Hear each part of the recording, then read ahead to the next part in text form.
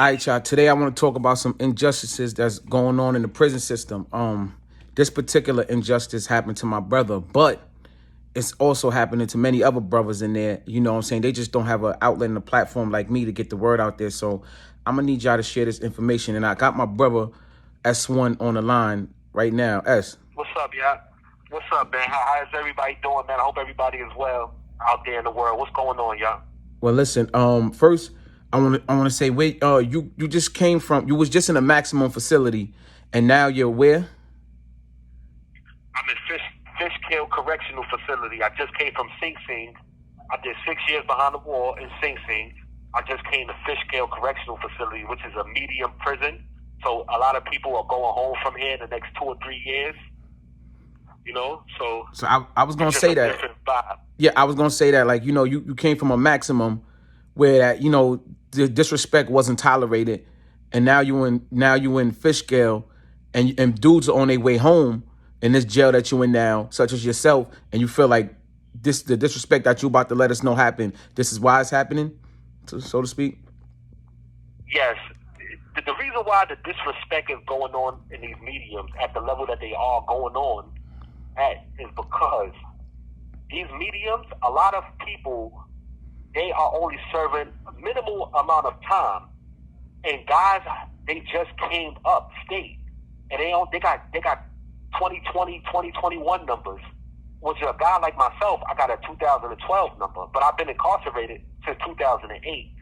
So the older guys who've been through the system, we relish in this type of environment because we just came from a harsh place. So the reason why this stuff is going on in here because they know dudes are not going to fight for their rights or even step and even approach the administration, not combatively, but more so through legality. So they scared of, not saying they scared, but they think dudes are not even focused on doing paperwork and writing grievances and things like that. But all that is about to change, So tell us, let's get into it. What happened? So basically, our people travel from long distances to come check us. This prison is an hour and a half away from New York City. So our people, the fortunate ones have cars. The unfortunate ones take the train. People who don't have a lot of money. So when they come to visit us, they have them on the line for at least 2 to 3 hours before they even get into the prison. It don't matter if it's raining, thundering, you're staying on that line. So basically, they process the visiting lines into the building very slowly, purposely to deter visitors from coming in here, right? So my wife, she came so early, like 6 in the morning, just to get an 8:30 visit on time, right? Drove up here. Now, she comes inside the facility, they put a dog on her, right? The dog didn't even, usually the dog will sit down if someone had drugs on them. The dog didn't even sit down. The dog smelled her and basically kept it moving. A guy posing as a DEA agent said, this is when she entered the facility, hey, step over here. The dog hit on you. But so if the dog hit on you, that means you have something on you, some type of contraband, or whatever that dog is trained for. The dog detected it. So my wife goes into the interrogation room, right? She's sitting in the interrogation room.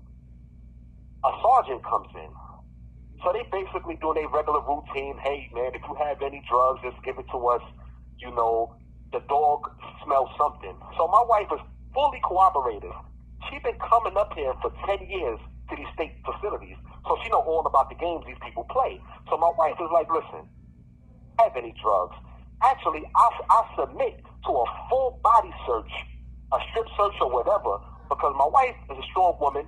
She just wanted to give me my package. She was only coming up here to drop a package off, stay for about an hour or two, and then go, because she hit the gym every morning to go work out. So she got her sweats on, her regular workout garb. So I guess she wasn't probably, she looked suspicious in their eyes or whatever. So anyway, my wife was telling them she don't have any drugs. So they was like, okay, you don't have any drugs? So basically, what are you doing up here? She's telling them, I'm coming to see my husband. I've been coming 10 years to see him. So they kept questioning her, harassing her. And then they was like, let's listen to some of your past phone conversations between you and your husband. Now that's not a normal thing, Hulk. They don't, you know, if there's no search or whatever, they just let them go. All right, you can't come into the facility, or you can come into the facility. So they basically goes into the computer and listens to me and my wife's past conversations, right? This is like conversations that we had over the phone, me calling her. So they like, oh, what's this? Who's Focus 4-5? What's 4-5? Well, she like 4-5 is his brother. Who's 4-4-4? Well, that's what I got a man named 4-4. So she's like, that's my man, 4-4. So who's 12?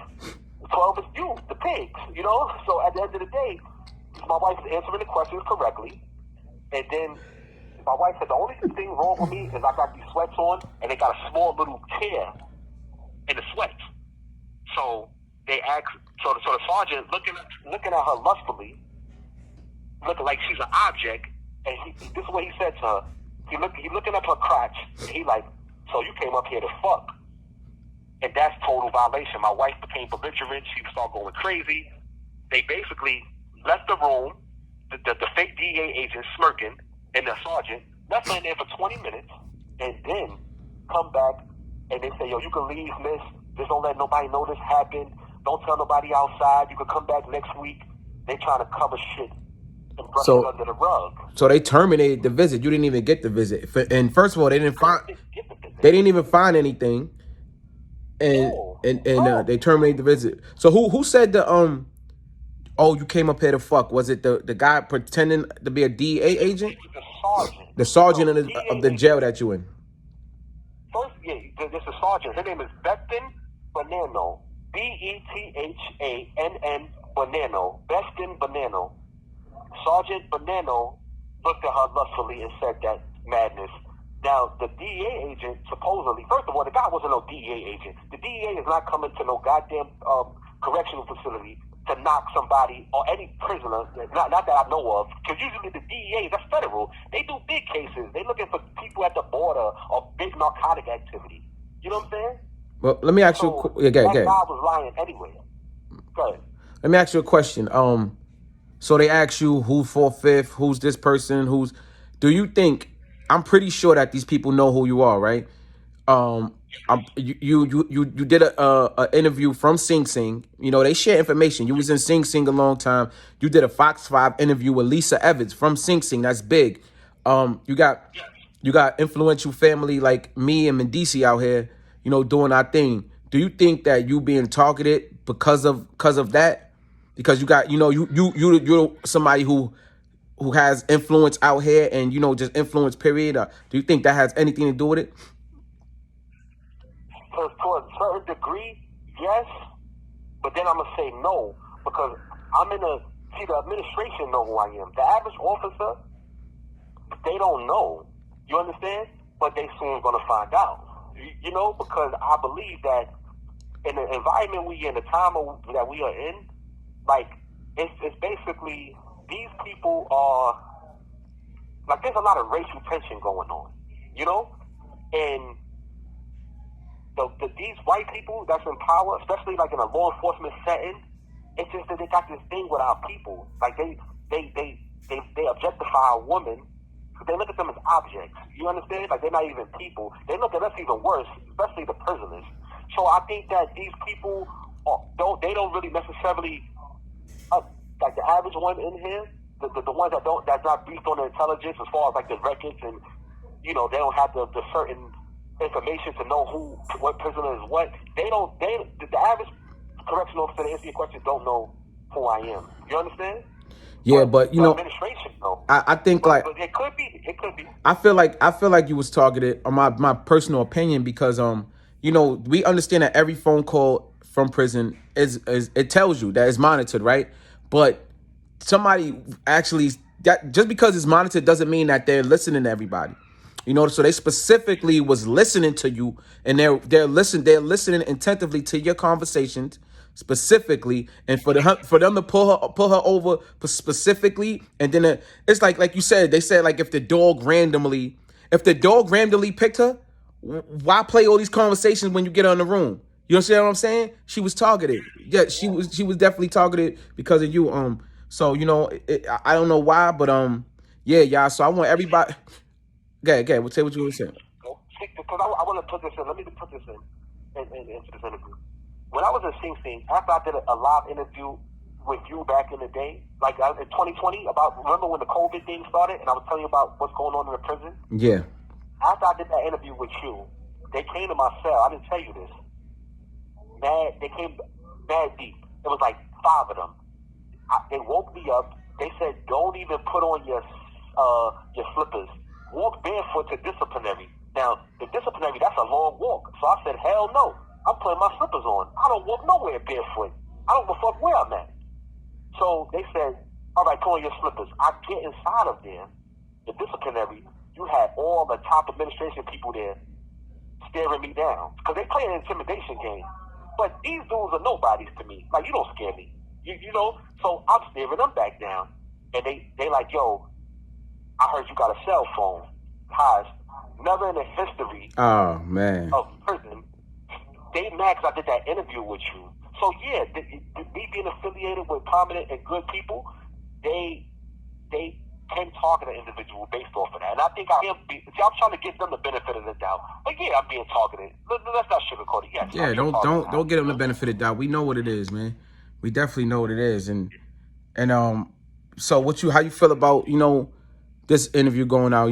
Think it's gonna help make a change? I think they're gonna target you more. I mean, it really don't matter, man. At some point we gotta stand up for something, you know what I'm saying? So this interview right now, he's speaking for a lot of brothers that's in there, because it's not just you going through this, right?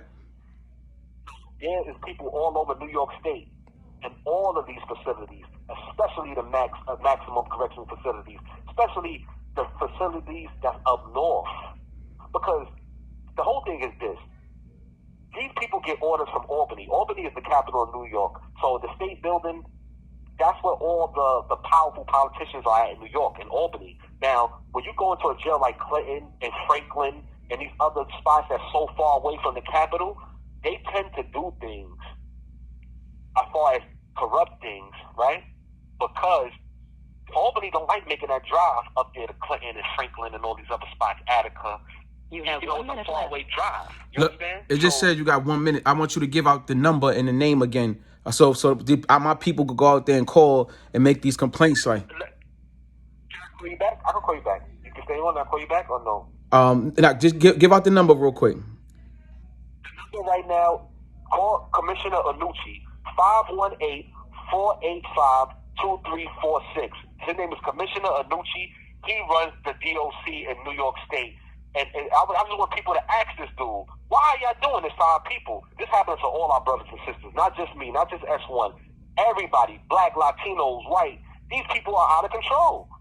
Yeah, they need to complain about. They disrespected a black woman too. For all my people out there, telling you you came to get fucked. A black woman, objectifying her. We not tolerating that. We not tolerating no disrespect on no level. So everybody go out there and make sure, guys. I'm S1 about to give y'all the other number to call the jail S. Yeah, to speak to somebody at a correctional facility, Fishkill, the number is 845-831-4800. And people just need to just inquire, why?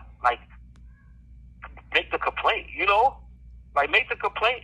And I'll give you guys also the email number. The email, which is New York State DOCCS, that's Department of Correctional Community Services.gov. So it's New York State DOCCS.gov, and you can complain right there too. Hit them up. I'm sure they got an Instagram. I don't have that information right now, but I just need people to really reach out to these people. Tell them to calm down. Tell them to calm down. Relax. Make the complaint. Why are you disrespecting black women, Latino women? Why are you doing that to our people? Exactly. We need y'all help out there, and I know y'all gonna do it like y'all always do. Y'all all support us. Y'all support me. Salute. Thank y'all. And we appreciate y'all. Yeah, also, we're not letting our people get sexually harassed by anyone. You heard?